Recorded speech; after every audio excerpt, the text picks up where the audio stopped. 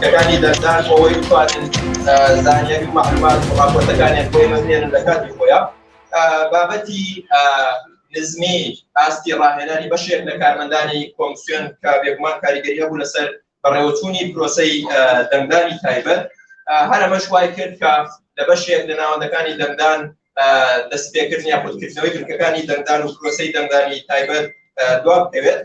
هەبوونی بانگەشەی هەڵبژاردن لە ناو بنکەکانی دەنگدان یاخود لە نزیک بنکەکانی دەنگدان بۆ بەشێک لە کاندیدەکانی پرۆسەی هەڵبژاردن جوودیان هەبوو یاخود بەردەوام بوون هەبوونی جۆرێک لە فەوزا و ڕێکنەخستنی لاینەکانی چوونە ژوورۆ بۆ ناو بنکەکانی دەنگدان بەشێکی تر بوو لەو ملاحەزانی کە لای ئێمە تێبینی کراوە پاشان بەداخەوە یانی ئەو ملاحەزەیەکی گشتیە کە پابەند نەبوون بە ڕێکارەکانی خۆپارێزی کە ئەو فەوزای دەمانبینی لە بەشێک لە بنکەکانی دەنگدانە بێگومان کاریگەری هەیە لەسەر بڵاوبوونەوەی زیاتری پەتای کۆرۆنا دەبوونی ناوی بەشێک لە دەنگدەران سەرباری ئەوەی کە پێشتر دیارە بارەمەتیان کردو لەو بنکی کە دەچون دەنگ بدەن دیارمەتیان دەوترا کە لەوێ نییە بەڵام دیارە لە شوێنی ترە بەتایبەتی ئەمە بۆ ئاوارەکان ڕووی داوە بێگومان دوێنێ ئاگادار بووین کە کۆمسیۆن ملاحەزەی خۆیان خۆ سەرنجی خۆیان لەسەر ئەو خاڵە ستەڕۆکەوتیان ئاوارەکان بەشێکیان لە شوێنێک بایەمەتیان کردو بەڵام لەو شوێنێک کە دەبوو دەنگی تێدا ئەو بنکەی دەنگی تێدا لەوێ نەمانێتەوە لە هەندێک ناوەند تێبینیەوە کرابوو کە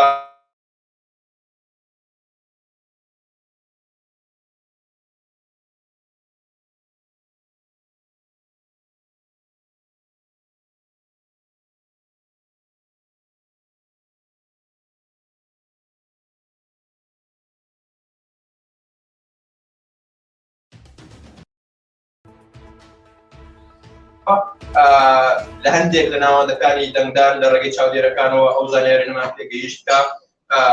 دەنگدەر کە دەچوویە شوێنی دەنگدانی خۆی کەسێکی تری لەگەڵا دەچوو یاخود ئامێری مۆبایلی پێ بووە بۆی کە وێنەی دەنگدانەکەی بێت ئەویش یەکمان یەکێک لەو پێشێرکارێن یاخود سەربێچیانەی کە دەتوانین بڵێین بۆ پرۆسەی پاراستنی نهێنی دەنگدانی دەنگدان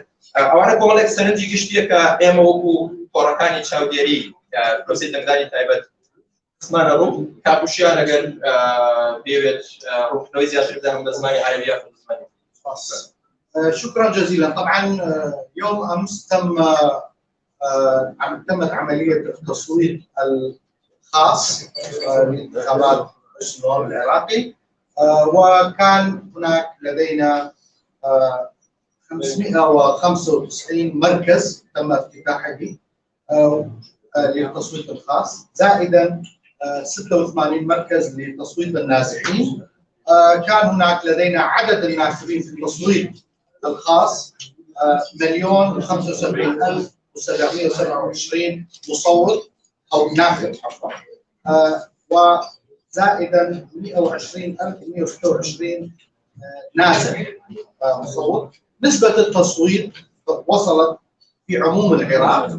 إلى 69% حسب إحصائيات الفوضية. لدينا مجموعة من الملاحظات العامة بالرغم من أنه عملية الاقتراع تمت بشكل هادئ نسبيا، تمت بدون حدوث أحداث أو حوادث أمنية كبيرة تؤثر على نتائج الانتخابات. لم نلحظ هكذا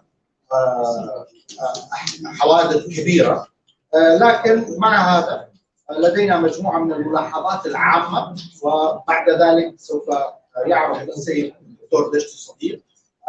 الملاحظات بشكل أكثر تفصيلا. من الملاحظات العامة اللي هي دائما تعاد في كل الانتخابات هي موضوع عدم وجود أسماء الناخبين،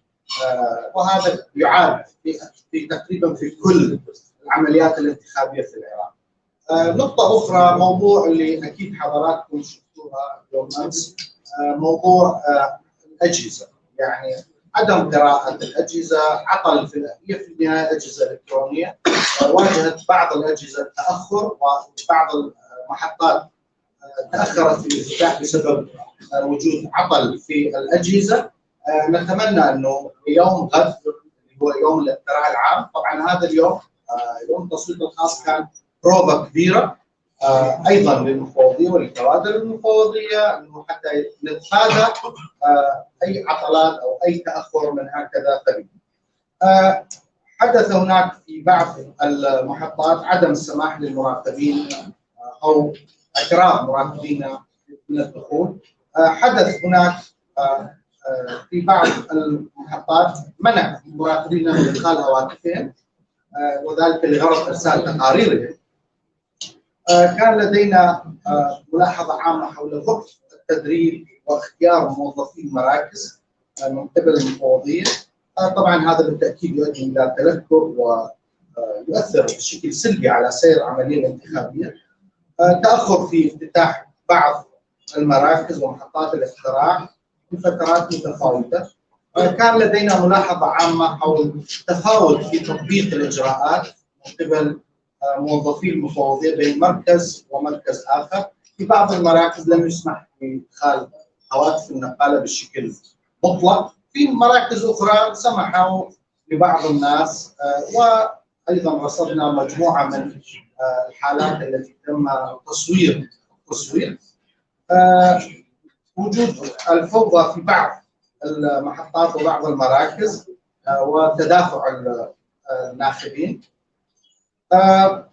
نقطة أخرى دخول أشخاص غير مصرح بهم لا يحملون باجات تعريفية داخل بعض مراكز الاقتراع وهذا يؤثر بشكل سلبي. طبعا هذه ملاحظات. هناك آخر نقطة من النقاط العامة أو الملاحظات العامة خرق سرية التصويت في بعض المراكز. تعرفون حسب الدستور الاقتراع هو اقتراع سري مباشر. كلمة سرية يجب أن يكون تحتها 3 خطوط. لذلك نتمنى أنه لا تعاد أو لا تتكرر هذه الملاحظات في يوم الاقتراع العام، خصوصا نحن نتحدث عن عدد أكبر بكثير عن يوم التصويت الخاص. كان دشتي إذا عندك ملاحظات تفصيلية حول يوم أمس نتمنى أن يتعرض. دستان خوش بخير من بعد كده كلية قبل عليه بسيارة الشغل ولا كان هل شيء زيادة سنوي برزانة باسيان كمية باسي كم تنها أو يا دطعنا بلهم أو يعني ملاحظات بلام بدل أو جودي كوميسيوني سرخوهم جاب لنا عراق غير ناكله لو ما ورا بدو شان بشاني نتوري بتوكان شان بشاني حاجة وفي رخاء وكان كومالي مدني هذا زيارة يعني مش أمانش أكيد باشان بس شان كويا وأكيدش بين دست فيك براسي بيانش كوزاري بيدته لقل أو جود ديوانيش باقرين جزاني وكالكان ديوانيش باقرين جزاني اگر هر کسی كان هي دست پروسه که یونیم زاکان فارس مکنا بس فرس سیگلا سعودی کردی هم زادن در روزانه رابطینا در پارچکانی هری کردستان برای بری فرمانگاکان دعوی کاتی دکتری علی فرمانبران حکومتی هری اما پیشکاری توماری دکن بورچی فرمانگاکان دعوی کاتی دکتری فرمانبران و پیشکاری نیه بسیار که برس پیمان دیش اما با پول خراوکانی کۆمەڵی مەدەنی ئەگەر کەسێک بێتە لای ئێمە ئەو داواکاریەمان پێ بگەێنێ ئێمە لە راپۆرتی خۆمان ڕنگدانەوەی بۆ دەکەین لەبەرەوەی ئەو پێویستە ئەوە ئیزرایەتی تایبەتە یعنی خەڵک ئازادە لە دەنگدان پێویستە نەیدا بۆ دەیدێ ئەگەر ترسێکت نیە ئەگەر ترسێکت هەیە ئەوە دەگەڕێتەوە سەر خودی کەسەکە ئێمە شتی وامان ڕەسمی نەکردووە لەبەرەوەی نەچونێ ناو فەرمانگەکانی حکومەت شوێنی مەبنکەکانی دەنگدانە شەقام بۆ چاودێری پروپاگەندەکان اگر پیدا ہوا ہے کسی کہ او بابتا و ڈاکیومنٹ لاکی دیوی بھی داتا رکھنا کانی کوملی مدنی او مدرگا ما کی اوی ابو اوی حقاری بونی او هم چاودی است ناویت من بودنی کانی بچونی و برای لگن جادن کانی بوری عراق کمون کولی کان کم تربون اكيد هسه تصاوير من لغتي تصاوير الرحلات الكومولي مدني زياده بي اوندا كنترولي باشتري كم كوريا كان دكلي لبنوي مدزاني او چشمه يعني او منافسه لهم بجات النيوان حزب سياسي كانش زور هذا كان بلو غازانديان يكتب هي يعني هولي اوددنش لسجين داس كان بلا او دنگي كبراس تقينه دوابو كوغاني ودوبتي رخراو كان كومولي مدنيات تصاوير كان يودوبتي تصاوير كان يبقى چاودێرەکانی اتحادیە ئەوروپیە ئێمە هەرچەند ئێستا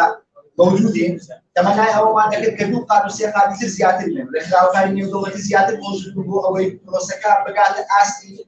ئەو معیارە نێودەوڵەتیانەیە کە پێی دەگوترێن معیاری شەفافیت بۆ پرۆسەی هەڵبژار کاردشتی بەکار محەممەد لە پۆلیتیکس پرسیارەکەم ئەوەیە لە ماوەی هەڵبژاردنەکانی دیکە بەشە بێوانە کە ئێستا هاوپەیمانتانن کۆمەڵێک کاریگەریان هەبوو کاریگەریان هەبوو دواتر کۆمیسیۆن ئەو تۆڕانەی خستە لستی ڕەش ینی لە ئێستادا ئێوە ئەم جارەکە تەقاریدەکانتان کاریگەری لەسەر ئەوە دەبێت کە ئەو تەقریرانەی دەیدەن بە شێوەیەکی نزمتر بێ یاخۆت بە شێوەیەک باز لە خوڕقاتەکان دەکەن وا دوێنێش لە هەولێر چەند کەسێک کە دەرجاداوە خەڵکی کوردستان نەبوون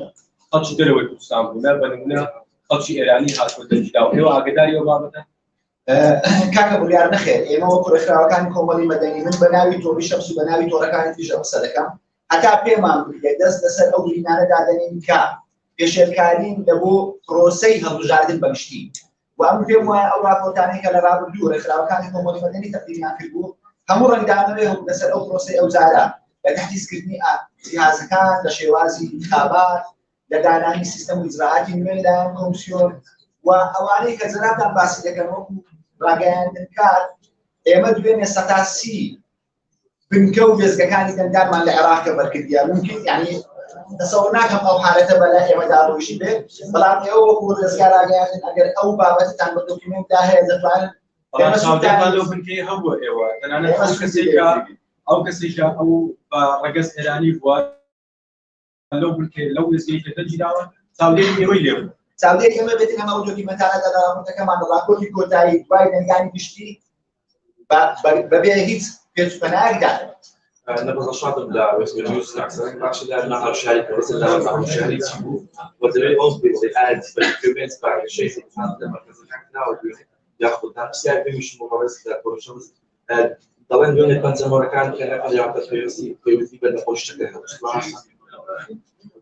سؤال دو بسيري راسي من الكرت لراسي قضية فالدنيا يعني لبرويك أميري بوشمان بكاردين ريح وجارة وروسي شوليتي دمدان للاي دەنگدەر لە تەواوی ڕوون نەبووەوە ئەوەی ئێمە تێبینیمان کرد بە بەراورد بە هەڵبژاردنەکانی ڕابردوو هەڵمەتەکانی بانگەشەی هوشیاری هەم لە لای کۆمیسیۆن هەم لە لای